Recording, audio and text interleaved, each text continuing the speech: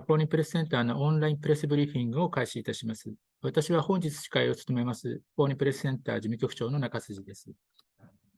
Thank you for waiting, ladies and gentlemen. We would like to now begin the FPCJ online briefing. I'm happy to be serving as the moderator this afternoon. I am Nakasuji, Secretary General of the Foreign Press Center. 2019年から順次施行されてきた働き方改革関連法の改正に伴い、マイク、本当に改正に伴い、2024年4月からは自動車運転業務の年間時間外労働時間に960時間という上限が設けられています。時間外労働の上限規制により、トラックドライバーの1人当たりの走行距離が短くなるといった労働環境が改善される一方で、1人当たりの長距離で荷物を運べなくなることによる物資が十分にタイムに運べない、ドライバーの収入減少に伴う他産業の流出、物流企業の売上の減少などが懸念されています。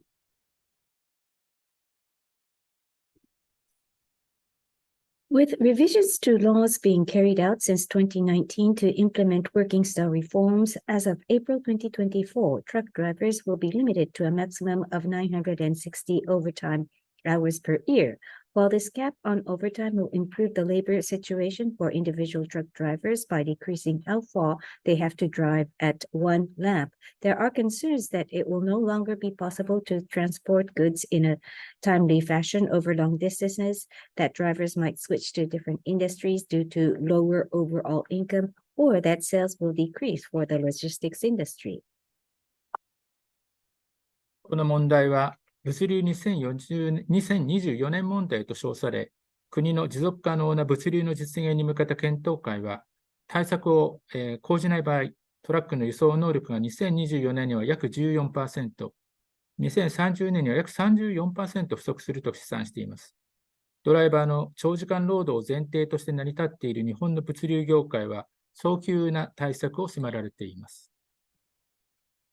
This is referred to as the Logistics 2024 problem in Japan, and the government's study group on sustainable logistics estimated that if nothing is done, then there will be a 14% shortage of truck transportation capacity in 2024 and a 34% shortage in 2030. Japan's logistics industry, which relies on drivers working long hours, urgently needs to take action. 本日は同検討会の委員で JILS 公益社団法人日本ロジスティックシステム協会総合研究所Hojo Masaru所長をお招きし、物流2024年問題、持続可能な物流のあるべき姿をテーマに、日本の物流を取り巻く現状、物流の2024年問題とその解決策などについてお話しいただきます。Ahead of the implementation of this new cap on overtime, the FPCJ has invited Mr. Hojo Masaru, Director and General Manager of the Japan Institute of Logistics Systems Research Center, and a member of the study group mentioned previously to discuss what should be done for sustainable logistics in the face of the Logistics 2024 problem. He will discuss the current state of logistics in Japan, as well as the Logistics 2024 problem and its possible solutions. はじめに、北条先生から逐次通訳の時間を含めて約50分から60分間程度お話しいただき、残りの時間を質疑応答に当てさせていただきます。質問は外国メディアの方からお受けします。質問したい方はパソコンの画面下の Q&A から質問を書き込んでいただくか、手を挙げるのボタンで合図してください。Q&A の書き込みはブリーフィング開始後であればいつでも可能です。At the outset, Mr. Hojo will give a presentation lasting for about 50 to 60 minutes, including the consecutive translation, and the remainder of the time will be spent for a Q&A session. We will first give the floor to foreign press for the question. Those of you who wish to ask questions, please use the Q&A function at the bottom and write in your questions, or give us a cue by using the raise hand button. Writing into the Q&A box is possible any time after the commencement of the briefing. なお、本日のブリーフィングの日本語及び英語資料をダウンロードできる URL を1時間ほど前に皆様のメールアドレスにお送りしています。資料をお持ちでない方は、画面下の Q&A 欄に書き込みをお願いいたします。資料のリンクを記載いたします。本日の、ブリーフィングにおいては、英語の資料の方を画面共有していただきます。Approximately 1 hour ago, we have sent you to your registered email addresses the link to download the Japanese and English documents for today's briefing. Those of you who do not have the document, please write in your comment in the Q&A box and we will send you the link. By the way, the screen will be projecting the English version of the document. 本日の通訳者はサイマルインターナショナルの森岡幹夫さんです。Today's interpreter is Ms. Mikio Morioka of Simon International. それでは、北条先生、ブリーフィングの方、どうぞよろしくお願いいたします。Mr. Hojo, the floor is yours. はい、承知しました。マイクを落としてしまいましたけれど。これからなら早速ですね。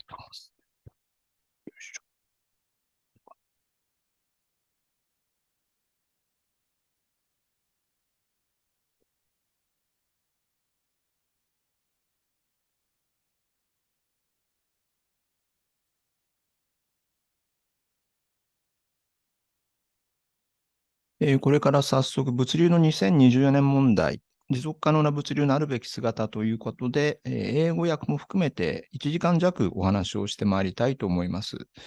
今ご紹介いただきました、私、北条勝と申します。Ladies and gentlemen, thank you very much for joining this session. I will deliver a presentation for the next 60 minutes. Or slightly shorter on the title of 2024 Logistics Issues, the Ideal State of Sustainable Logistics. Thank you for the kind introduction. I am Hojo Masaru, the speaker of this briefing. 次に全体構成ですけれども、今日時間もありますので、2つですね。1つ目は物流の2024年問題の分析です。2つ目は政策動向ということで、昨今の日本の行政ですね。行政というか政府の動きについてお伝えして、私の話を終えたいと思います。Since we are under time constraints, I will highlight two items. First of all, the analysis of the 2024 problem in logistics, and second, the policy trends. In other words, what the administration, the government is doing in response. まず、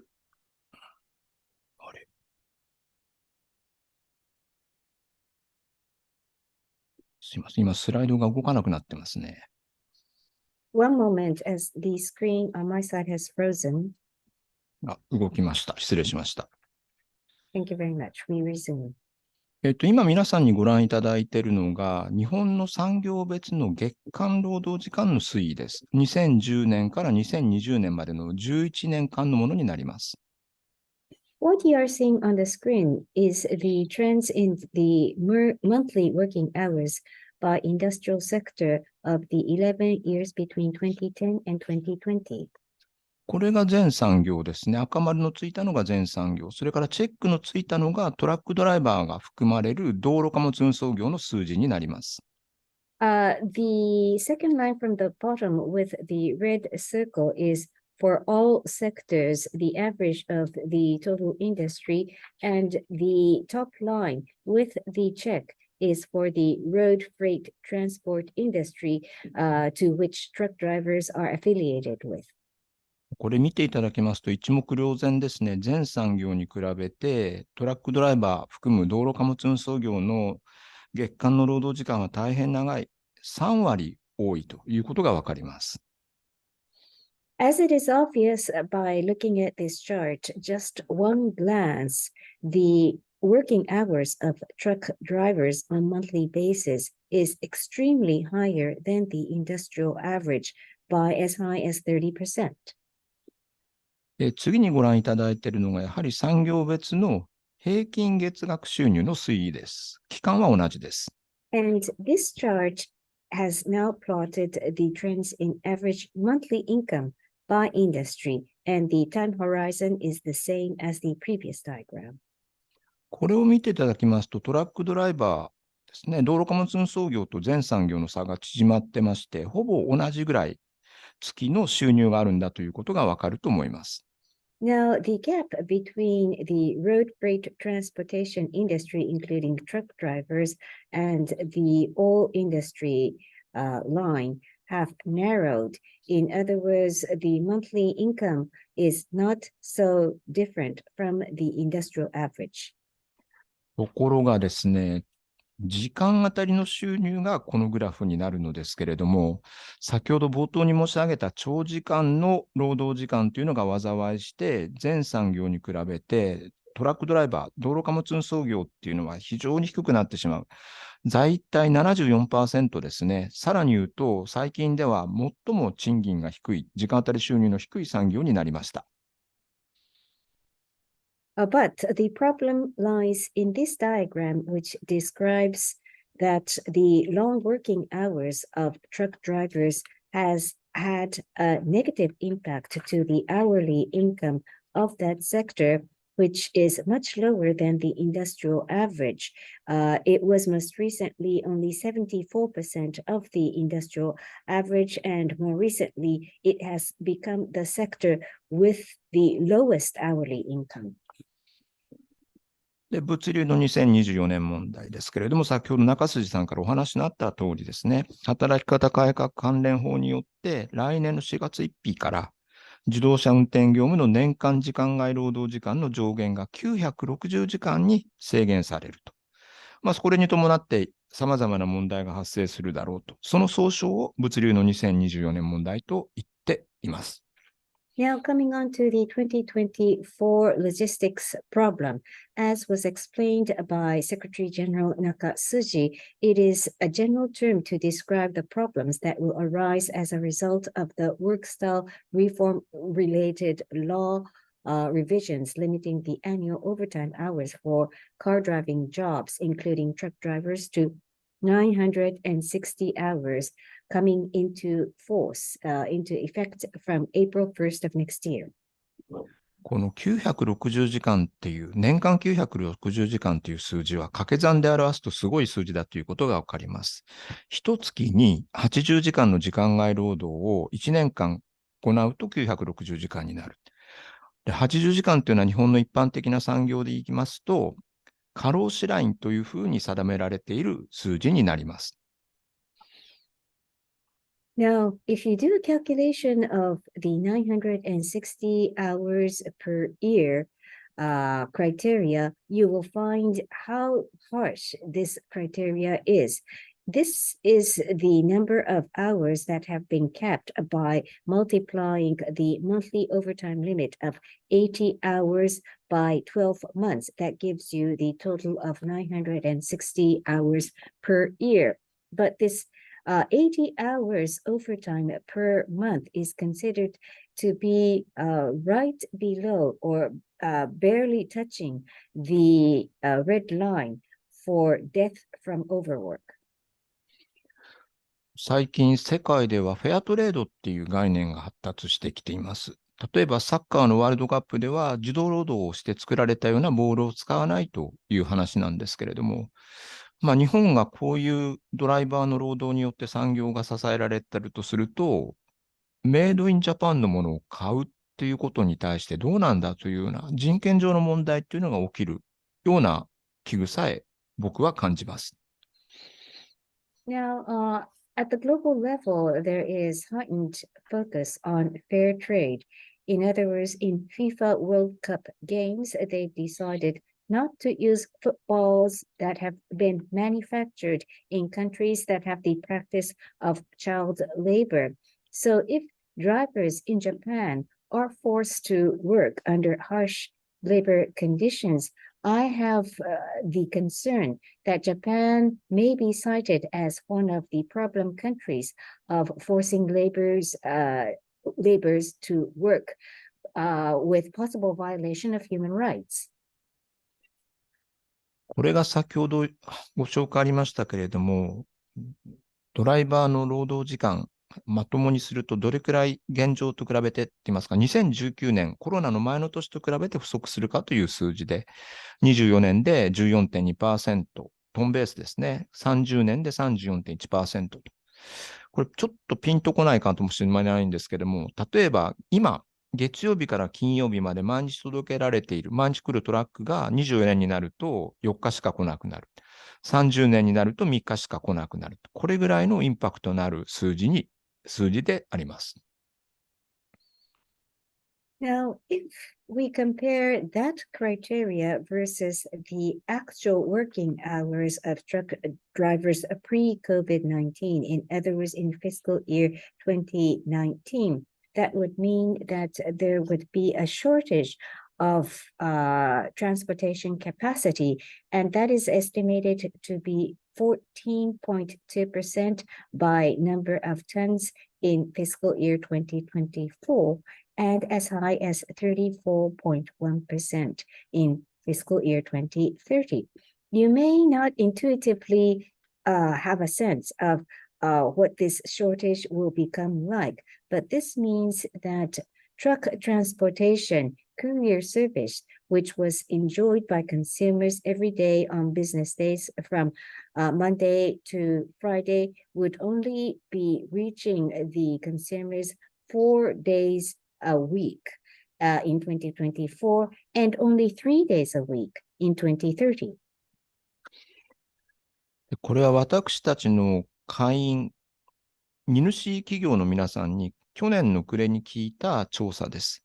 で、左下が2020年問題の社内認識なんですけれども、やっぱり我々の団体に入ってくださるような人々、会社、物流とかロジスティックスに対して関心が高いわけあって、把握、認識しているっていう企業が 90% ありました。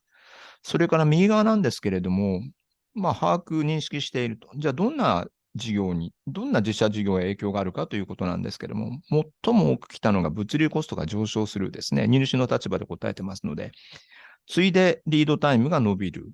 あるいは作ったものがお客のところに届けないリスクが生じる。などの結果が出ました。Now, this is the result of the survey our organization conducted for members of our organization, especially focusing on cargo owners. And as a result, as you can see on the bottom left, since these owners are members that are quite particular about the logistics or distribution problems because they become members of our organization, the result was that the 90% of the respondents responded that they do understand and recognize the problem. And whilst they do recognize the problem, we asked them for what areas of business they have the biggest concern regarding the 2024 problem. And the most frequently chosen answer was rising logistics cost, followed by longer delivery lead time and risk of their products not being delivered to their customers. 実はこの皆さんが危惧されている物流コストの上昇なんですけども、すでに始まっています。これ1994年から2022年まで私たちが毎年行っている物流コスト調査の結果を並べてます。縦軸が売上高に対する物流コストの比率です。割合です。最も高くなったのが1996年の 6.58% 以降順調に下がり、最近では 5% を切るという年が続いていたのですが、ここ3年ですね、5% を超えるような年が続くようになりました。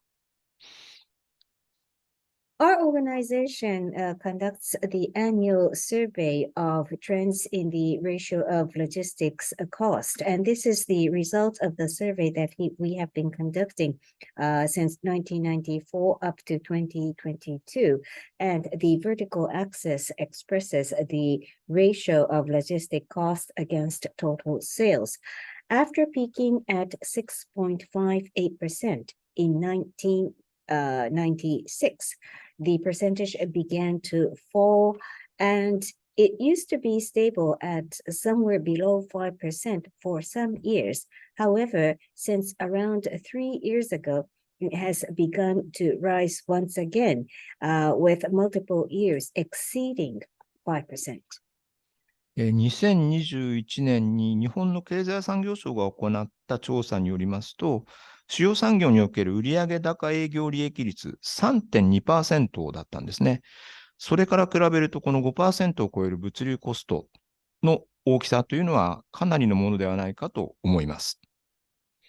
In 2021, the Ministry of Economy, Trade and Industry conducted a survey to find out the average operating margin against total sales of the industrial sector, in which they found that the average operating margin against total sales is 3.2%. So, in comparison to corporate operating margin, this ratio of beyond 5% in terms of the percentage of logistics cost against sales seem to be very high.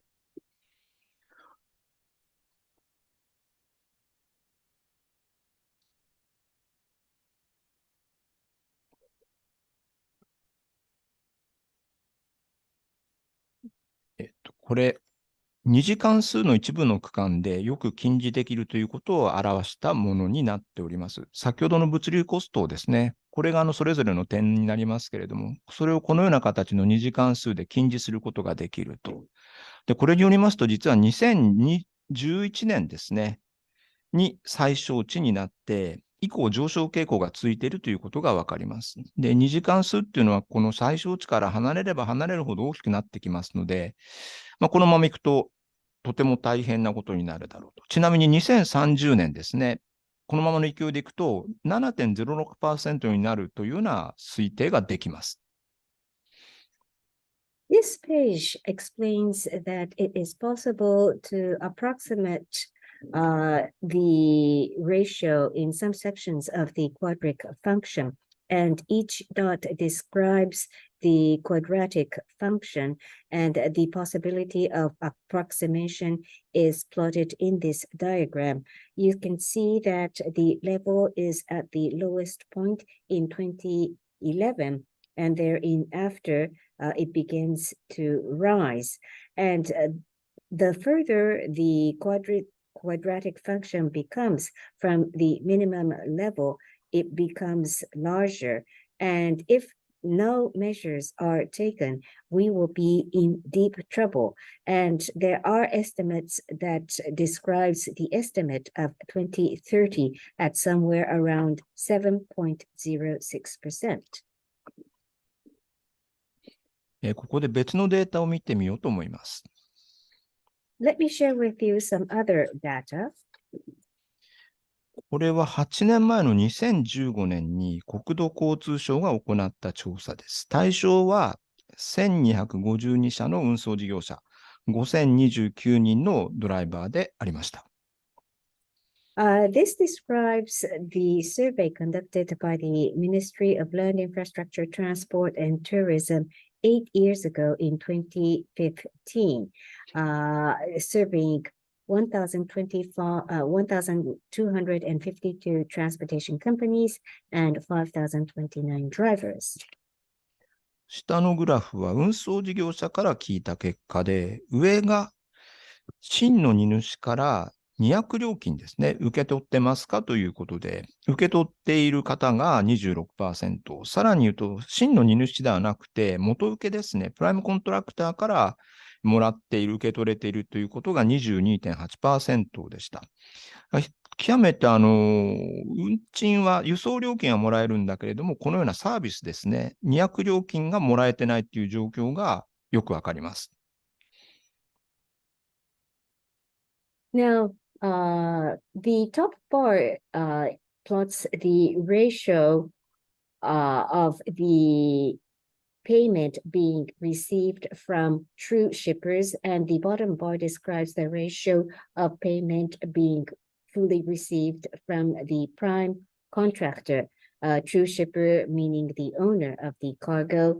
And in the case of owners, 26.1% of the cargo handling charges is received from the owners and 22.8% from prime contractors. And therefore, this describes that although the fees or the charges themselves for the freight is being received.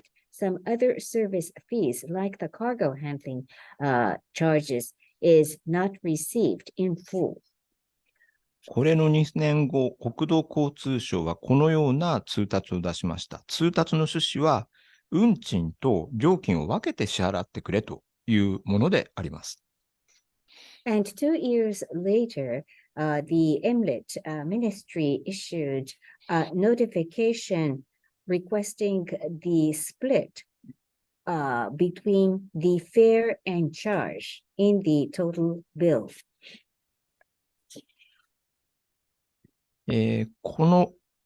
これを受けた後ですね、2022年、去年の僕らの調査なんですけれども、まず左側のグラフですね、これ荷主さんに聞いてます。運賃と料金の分離について、運賃料金の分離を要請されることはあると答えている荷主さんが 47% いました。And then last year in 2022, we conducted a survey in order to judge the status of the separation of fares and charges. And on the left bottom, you will see the results of our survey in which we asked whether the separation of fares and charge had been asked, whether the respondents have been asked to separate. 要請を受けた企業のうちの右側のグラフ見ると分かりますけれども、80% がそれに応じたということが分かる。つまり、全体の中の 38% の荷主が運賃と料金を分けて支払っているということが私たちの調査で分かったことになります。And 47% of the owners had been asked to separate. And then, as indicated on the right-hand side, against the question of did you respond to the request for the separation? And 80% responded by saying that yes, they agreed, which means that 38% of the cargo owners are paying by separating the fares and charges.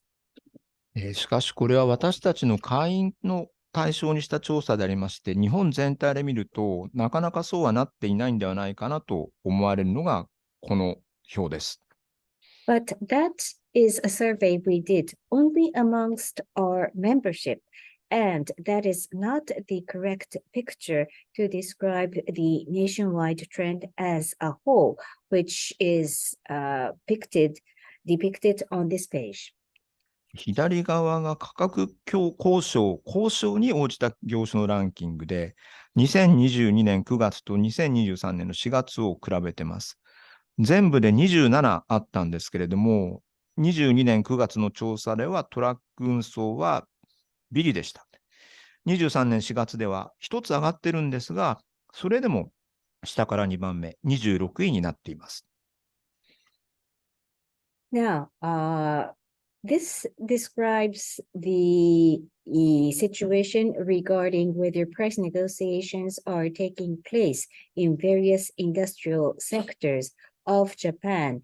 And we have written down the ranking by 2 dates. One is September 2022 and the other is April 2023. And as you can see, truck industry is at the bottom, 27th in 2022, September. It has gone up by 1 ranking in April 2023, but still it's only 1 ranking up at 26. この右側が価格転嫁に応じた業種のランキングになっていて、2023年、今年の3月の調査です。やっぱりトラック運送が B なんですね。で、コスト増に対する転嫁率、全体ですと 47.6% のところ、ビリのトラック運送は 19.4% ということで、全体と比べると4割ぐらいしか価格転嫁ができてないということがわかります。And then on the right-hand side, we describe the sectors that have been able to translate the cost increase to the prices they charge to their customers and clients. And as you can see, at the top, the average is 47.6%, while again, the truck industry is at the bottom of the ranking, 27th, at 19.4%, which means that only 40% has been passed through. これを見ますと、運賃とそれから料金の分離以前の問題として、運賃も値上げなかなか認めてもらえないのではないかなというふうに想像されます。And we can imagine that the problem is not just about separation between fare and charge, that even for fares, it is extremely difficult to increase the price.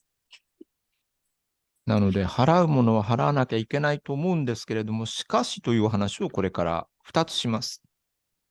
So you have to pay what you have to pay, but there are two factors that I will focus on. 一つは構造の話です。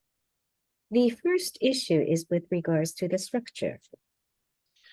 これが日本の物流を表した絵なんですね。この左側にいるのがシッパー、初荷主さんです。荷物を送り出す人。で、コンセグニですので、この荷物を受ける人、着荷主って言われますね。なので、我が国ですと、メーカー、例えば加工食品メーカーが初荷主、それを受け取るのが卸売業であったり、小売業であったりしますと。で、実際に荷物を運ぶのは、シッパーの方々ではありませんで、この運送事業者の方々が運びます。ところがその運送会社っていうのがここにあるように多重下請け構造っていうのがあるんですね。なので大手が受けたものを中小、さらに零細が荷物を実際に運んでいるという構造があります。This describes the structure of the transport industry in Japan. On the left is the shipper, the original owner of the cargo, and on the right-hand side, there is the consignee, who is the recipient of the cargo. So they would be manufacturing companies or food processing companies. And then from the consignee, further transport will take place to the wholesaler or the retailer. And between the shipper and consignee, the transport is conducted not by the original owner itself, but by transport companies. And there would be the prime contractor, but underneath the prime contractor, there would be several layers of subcontractors. So the prime contractor will be subcontracting to a mid or small-sized enterprise, and that company would be subcontracting to smaller enterprise, micro enterprise. さらに日本の商慣行の特徴として、物流費を払うのは初荷主なんですね。ところが、何月何日の何時に届けてくれだとか、いくつ届けてくれというオーダーを出すのは、この受け荷主になっているというところがあります。Another unique feature of the Japanese road transport sector is the fact that although it is the shipper, the cargo owner, who pays for the delivery, it is the consignee, the recipient of the cargo, who specifies the time and date of the cargo to be received or the number of lots to be delivered. この図は道路貨物運送事業者の営業損益率を車両規模別に2015年から2020年まで表したグラフです。This diagram describes the operating margin, ordinary margin of road transport companies by vehicle size between 2015 and 2020. 一目瞭然なんですけれども、トラックをたくさん持っている会社の方が儲けていて、トラックの少ない会社っていうのはほとんど儲かってないということなので、先ほど荷主の物流コストが上がってるっていうお話をしましたけれども、荷主が払った物流費っていうのがこの規模の小さな零細な事業者さんたちに届いているかどうかっていうのは極めて疑問です。It is obvious that companies with a large fleet of vehicles are generating profits, while companies with small fleet of vehicles is not being able to generate profits or are achieving profitability, hardly achieving profitability. So, although the cost on the part of the shippers, the cargo owners is going up, there is a big doubt as to whether that higher payment being done by the cargo owner is reaching the very bottom of the echelon to the Marco business final subcontractors. さらにもう一つですね、2015年は車両規模別に経常損益率そんなに差がないんですけれども、2020年になるとこんなに差が開いてしまったということが目につきます。And further, I would like to point out that although the gap between the margin by fleet size or vehicle size was not that significant back in 2015, as described by the dotted red oval, the gap became much wider by 2020, as you can see in the blue dotted oval. そこで車両規模と営業損益率、経常損益率の相関を2015年と2020年で比較したものがこのグラフです。So in this chart, we describe the correlation between fleet size and the ordinary profit margin between fiscal year 2015 and 2020. 横軸が車両規模、縦軸が営業損益率です。これ見ますと、2015年は相関が見られないんですね。ところが2020年になると、強い正の相関が見られるようになってきたと。要するに、たくさんトラックを持っていれば持っているほど儲かる。そういう構造がこの5年間の間に定着したのではないかなというふうに読み取れます。And you can see that there was no correlation in 2015. But then if you look at 2020, there is a very strong positive correlation, which describes the fact that the bigger the fleet, the more profitable the company. And that kind of trend might have become more permanent or more clear in the past 5 years. さらに分析を続けます。We further analyze more deeply. これ、道路貨物運送業の収入と売上高物流コスト比率の相関を見たものがこのグラフです。左側が道路貨物運送業、平均月額収入ですね、見たものです。で、縦軸が売上高物流コスト比率。これは相関が見られないんですけれども、こちらですね、時間あたりの収入で見ると、道路貨物運送業の時間あたり収入と荷主の売上高物流コスト比率、正の相関があるということがわかります。This page describes the correlation between the income of road freight transportation companies and the logistics cost ratio to sales. And on the left-hand side, there is a plot describing the average monthly income and this average monthly income horizontally and logistics cost ratio against sales vertically, and there is no correlation in the case of the left-hand diagram. However, if we focus on the right diagram, which is the comparison between hourly income horizontally and the logistics cost ratio against sales vertically, there is a positive correlation. この水色の網をかけたところが、それぞれ縦軸、横軸の平均値、プラスマイナス1標準偏差のエリアになります。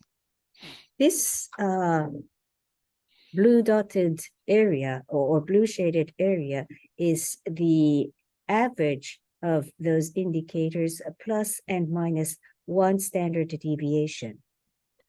これを見ますと、2018年から2019年、それから2019年から2020年、非常に大きな変化をしていることがわかります。And you can see this significant change between 2018 and 2019 and between 2019 and 2020. どれくらい違っているかと言いますと、道路貨物運送業の時間当たり収入。この間の平均変化率が 0.77% ですね。年あたり。ところが18から19に対しての変化率っていうのは 3.90%。5倍も大きくなっています。So, if we calculate how big a change there has been in the average annual rate in hourly revenue for the ground transportation industry, the average from fiscal 2010 to 2020 was 0.77%, while the rate of change from 2018 to 2019 was 3.9%. In other words, the change has grown by fivefold. 同様に荷主の売上高物流コストを見ると、この間の平均年変化率が 1.17% だったのですが、19年から20年までの変化率 9.57%、実に8倍も大きくなっていることがわかります。At the same time, if we take a look at the annual average rate of change in the ratio of logistics cost to sales for the cargo owners, it was 1.17% between 2010 and 2020, rising by 8 times in 2019 to 2020 to 9.57%. この3年度の2年間の間に、道路貨物運送業の皆さんの時間当たり収入の増加、それが荷主の物流コストで転嫁されたんではないかなというふうに見て取れます。Now, during these 5 years, it may be possible for us to interpret that the hourly increase of income of the people working in the road transportation industry was passed through to the distribution or logistics cost of the cargo owners. そこでこれ先ほどご覧いただいたグラフなんですけれども、18年と20年、これを比べてみました。So, this is a diagram that we have shown you previously, but again, we use this to compare 2018 and 2020. 何をしたかというと、20年の数字を18で割ったということです。So we divided the numbers for 2020 by the numbers of 2018. これが車両規模別に見た営業損益率の比率なんですけれども、全体を見ていただきますと 1.11、11% 良くなっているんですね。ところが良くなっているというのが、21代から50代までのところで止まっていて、20代以下になると 0.22、78% 下がってますし、さらに10代以下の零細事業者になるとマイナス 3.00、マイナス 300%、利益率が悪化しているということが分かりました。Now, this page explains the ratio of ordinary margin by fleet size.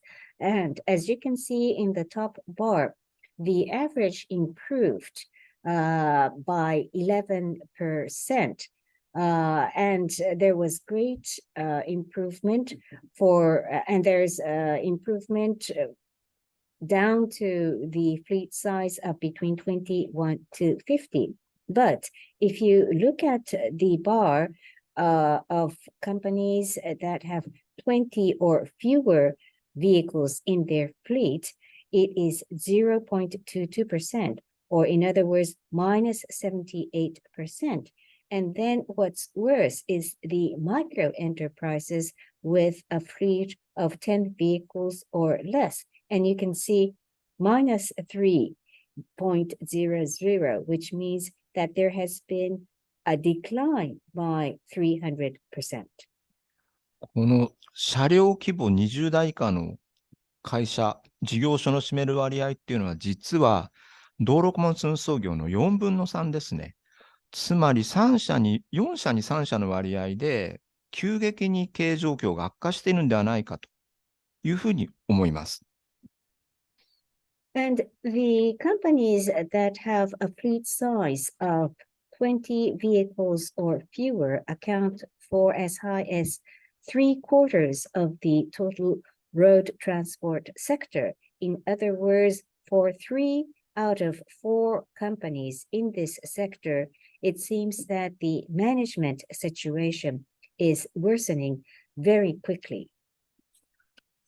構造の2つ目の話をします。Let me go on to the second point regarding the structure of the sector. これは営業用貨物自動車のロードファクターですね。積載効率。実際輸送能力に対してどれだけ運んだのかという指標を1993年から21年まで並べたものです。Now, this plots the load factor or loading efficiency of the trucks. In other words, what percentage of the capacity was occupied to be transported, and we plot the years between 93 and 2021. 2010年に調査方法が変わってますので、ここ注意必要なんですけれども、2010年以降見ますと、ロードファクター4割いってないんですね。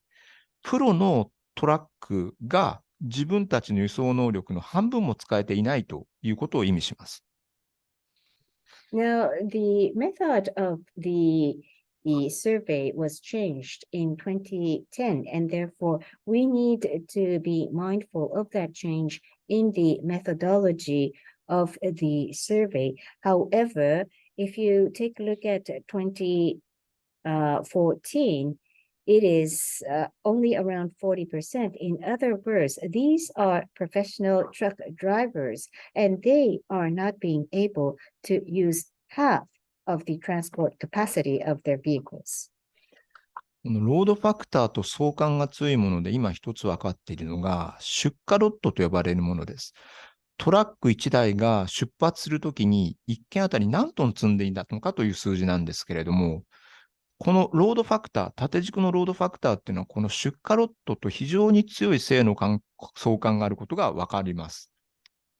One factor that has a very deep relationship with the load factor is considered to be the shipping lot size, which is the number of tons carried by the truck at the time of departure.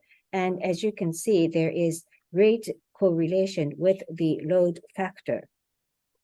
出荷ロットを大きくするっていうことは、ロードファクターが良くなるということであり、輸送効率が良くなるということは、ドライバー数を増やしたのと同じ効果があるということですね。なので、物流の問題を物流だけで解こうというのは無理があると。やっぱりその出荷ロットっていうのは、発入主と着入主の間の受発注の行為そのもので決まりますので、やっぱり物流の問題はロジスティックスですね。省流で解くということが極めて有効な手立てになるなということが推定できます。Now, so there is a correlation, and it is obvious that when there is a larger shipping lot size, that there is improvement in the load factor, and thus when the transport efficiency is improved, then it will generate the same effect as increasing the number of drivers. So, what can be said is that the logistics problems cannot be solved only by depending on logistic solutions, because the size of the shipping lot is something that has to be agreed between the cargo owner and the consignee, the shipper and the consignee, the person that places the order for the transport. So there has to be something done in order to fix the commercial practice. さて、2つ目の話ですね。政策動向についてお話をして、私の講演を終えたいと思います。Now, let me go to the second and final part of the presentation and talk about policy trends before I conclude my presentation. これ、今年の6月2日の首相官邸のホームページです。我が国の物流の革新に関する閣僚会議が開かれたというニュースです。This is a picture taken from the website of the Prime Minister's office on June the 2nd this year. The news is about a meeting of the Ministerial Conference on Logistics Innovation being held. この時の最大のニュースは、物流革新に向けた政策パッケージというものが示されたことでした。The highlight of this news was that the policy package towards logistics innovation was presented. 全体で3つで構成されていて、1つは具体的な施策ですね。2つ目に施策の効果、3つ目に当面の進め方になっています。And the package consists of three parts.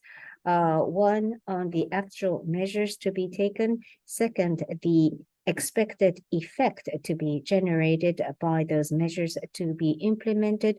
And third, the initiatives that will be implemented immediately for the time being.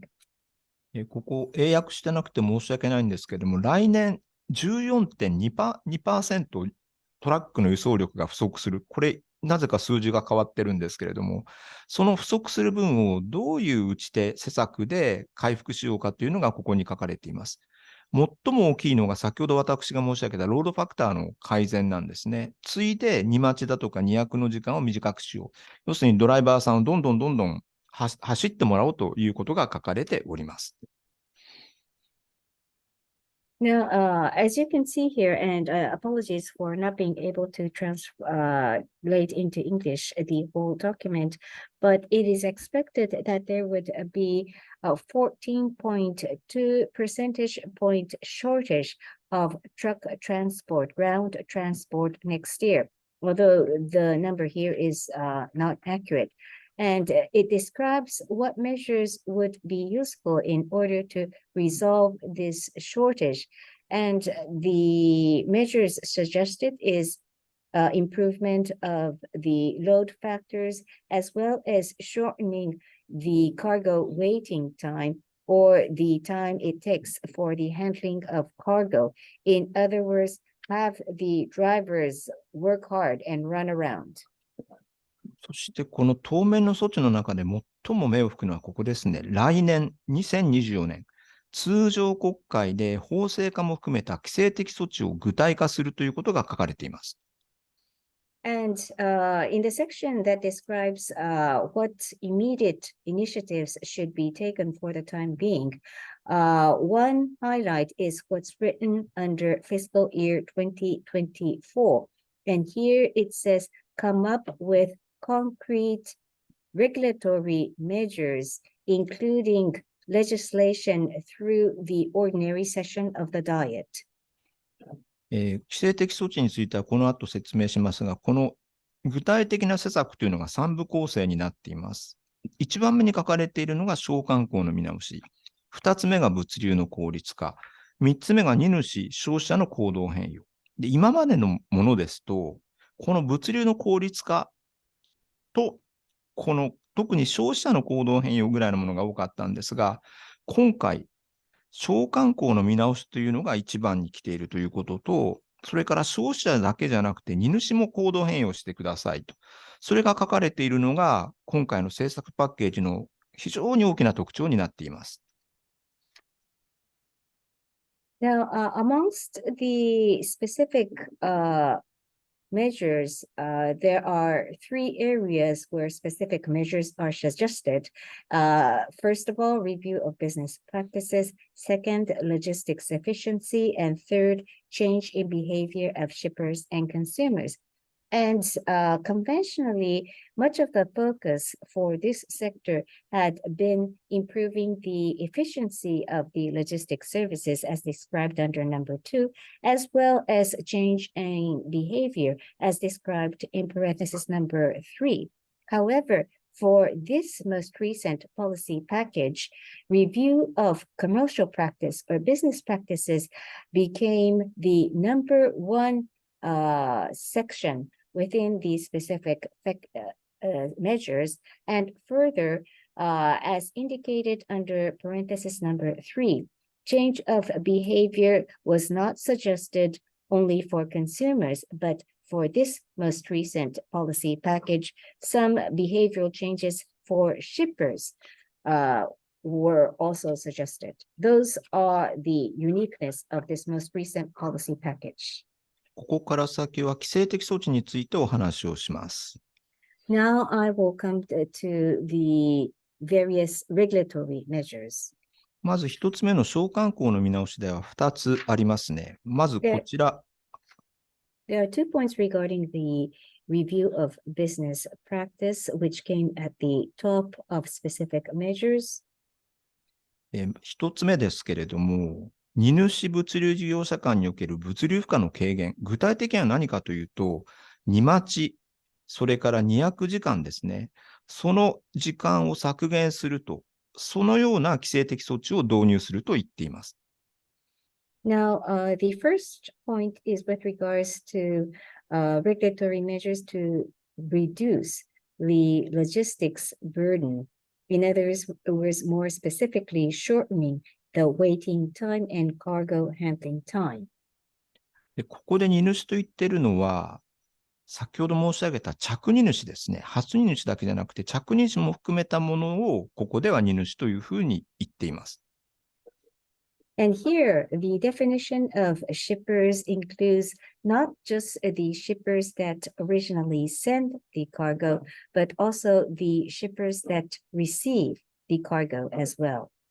さらにですね、丸3の話を飛ばして先にこちらを書きますと、これが3つ目、荷主消費者の行動変容のところなんですけれども、この中の1番目に、荷主の経営者層、初荷主、着荷主双方ですね、その経営者層の意識改革、行動変容を促す規制的措置を導入すると言っています。これ具体的に何言っているかというと、先ほど申し上げたドライバーの荷待ちだとか荷役時間、その管理する責任者に物理部長でも何でもない役員クラスを、経営者層を当てろということをこの法律では盛り込もうとしています。Now, there is number 3, but we'll skip that and go on to the next page, page 35, that describes the specific measures proposed for generating change in behavior of shippers and consumers. And please focus on number 1, regulatory measures to encourage changes in the mindset and behavior of shippers, including those who send and those who receives. In order to reduce the waiting time and cargo handling times of drivers, which was described under parenthesis 1 of the review business practice, under parenthesis 3, change of behavior, the government is suggesting to appoint executive officer class employees in order to be responsible for these measures, not just logistics departments, but board members or executives. これは物流の問題はもう物流現場で任せておけないと。経営がコミットして、しかもサプライチェーンですね。取引先と一緒になってドライバーの待ち時間などを削減しようと。そういうことが言われたものと理解できます。Now, we can interpret this to mean that the government has realized that the logistics problems can no longer be left just to the logistics department, but the top management of each company has to become more deeply involved, and also the engagement of all of the subcontractors and vendors in the supply chain has to be secured in order to achieve the measures previously listed, like shortening the waiting time or cargo handling time of truck drivers. 最後に1枚戻りますけれども、これですね、先ほど私がお話した多重下請け構造、それも是正に向けた規制的措置を導入するということが明記されています。And going backwards by one page, under review of business practices, another highlight is the suggestion to introduce measures to rectify the multi-tiered subcontracting structure, which was shown previously in my presentation. これは後で質問の時に使うスライドでありまして、私からの発表は以上です。どうもありがとうございました。I will skip the last slide, but may refer back to the last slide if there are specific questions later on. But this concludes my initial presentation. Thank you. 北条先生、非常に分かりやすく物流の2024年問題の分析、またそれで政策、今どういう形で政策が動いているのかということをご紹介いただきましてありがとうございました。Mr. Hojo, thank you very much.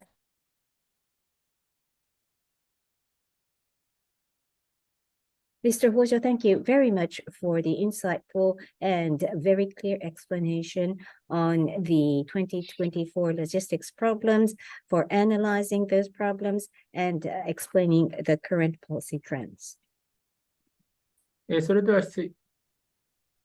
では、マイクまた、ごめんなさい。それでは質疑応答に移ります。質問は外国メディアの方からお受けします。画面にある Q&A 機能を使って質問を書き込むか、手を挙げるのボタンで合図をしてください。私が指名した方は所属と名前を述べてから質問してください。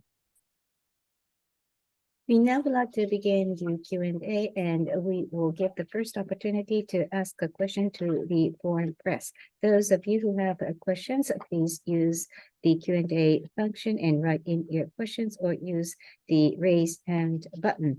And when I appoint the questioner, we'd appreciate if you could identify yourself and your affiliation. それでは今、ブルームバーグニュースのイザベラ・レイノルズさんの方が手を挙がっていますので、レイノルさん、can you hear me? Reina of Bloomberg News, I see your hand is up. Ms. Reynolds, would you like to proceed with your question?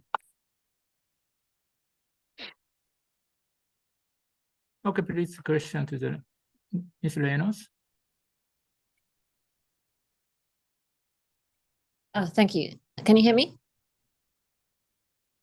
2つ質問ありますけれども、1つは説明の中で運賃と料金は別々にありましたけれども、ちょっとその違いがよくわからなかったんですけれども、それを説明していただければ幸いですけれども、もう1つは、つい最近岸田政権がもう一度このロジスティックスの問題について政策の発表をしましたけれども、その中の一つはデジタル化を推進するということでしたけれども、これについてもどれくらいの効果が期待できるかということについてお願いします。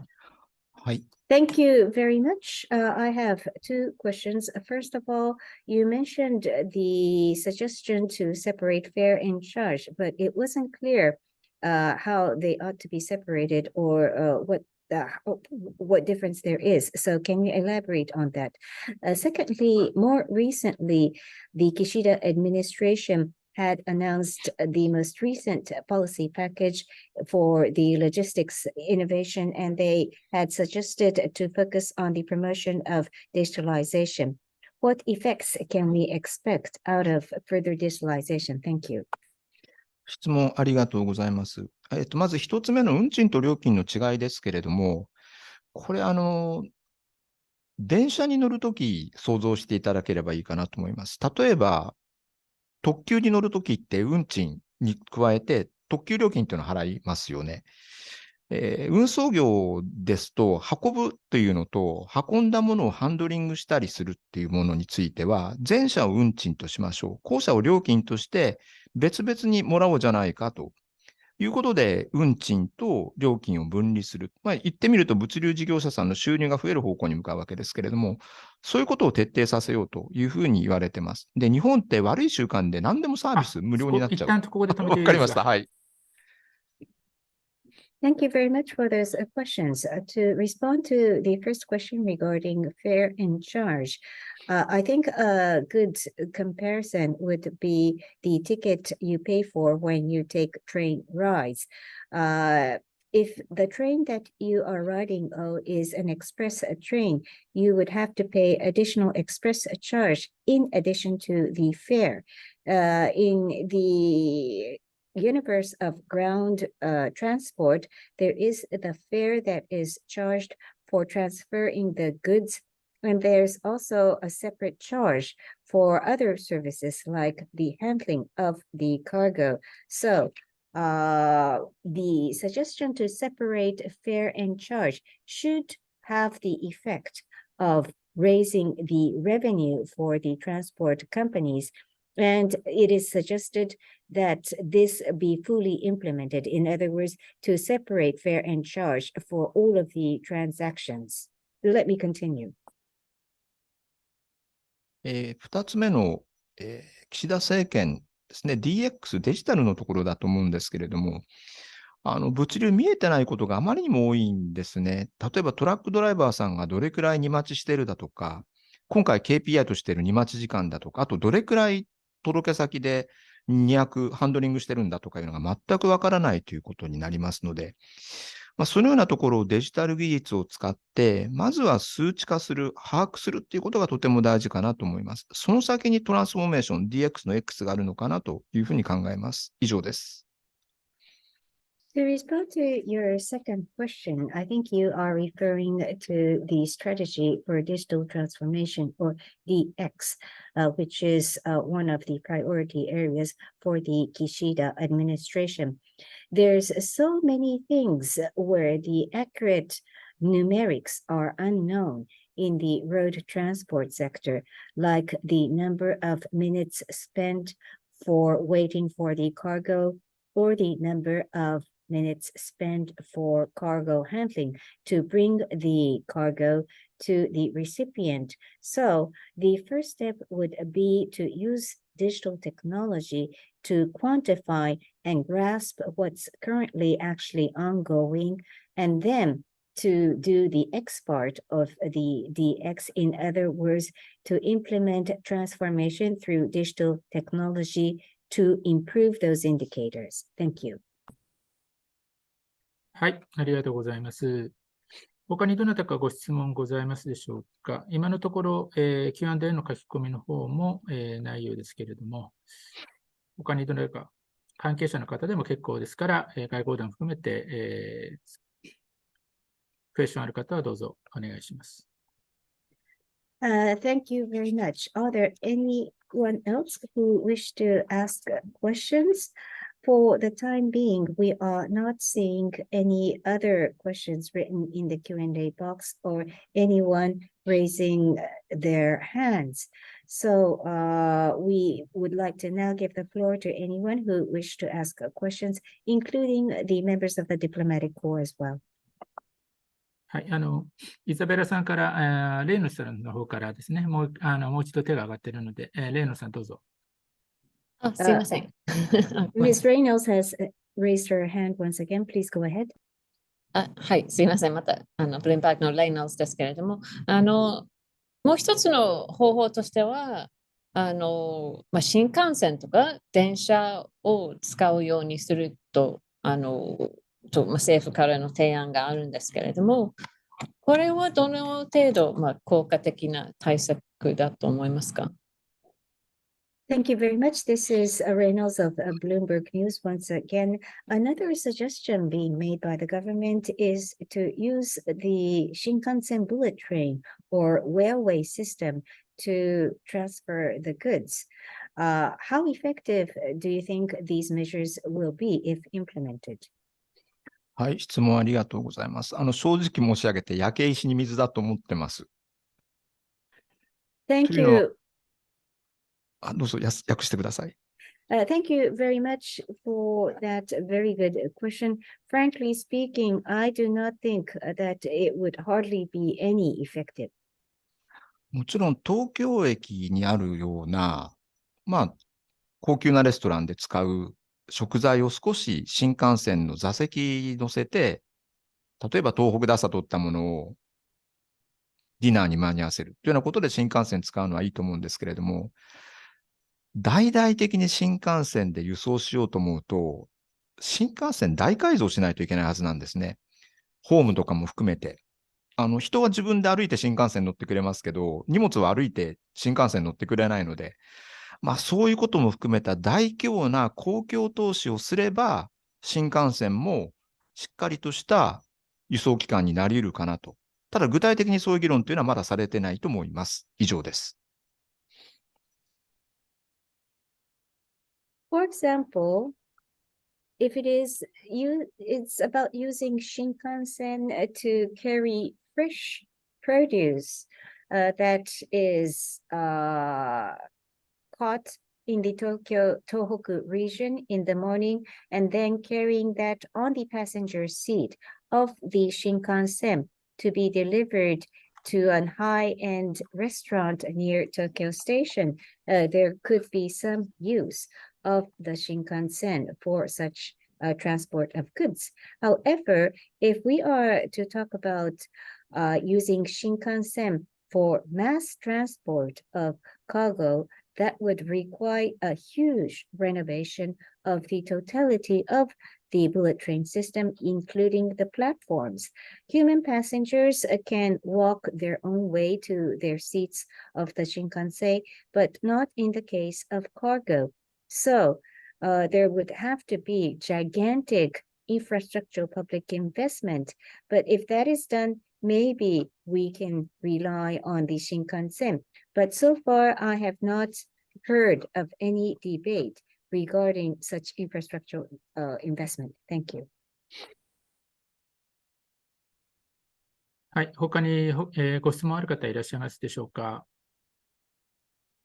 Anyone else who wish to ask a question? よろしいでしょうか。質問がないようですので、これで、本日のブリーフィングが終了します。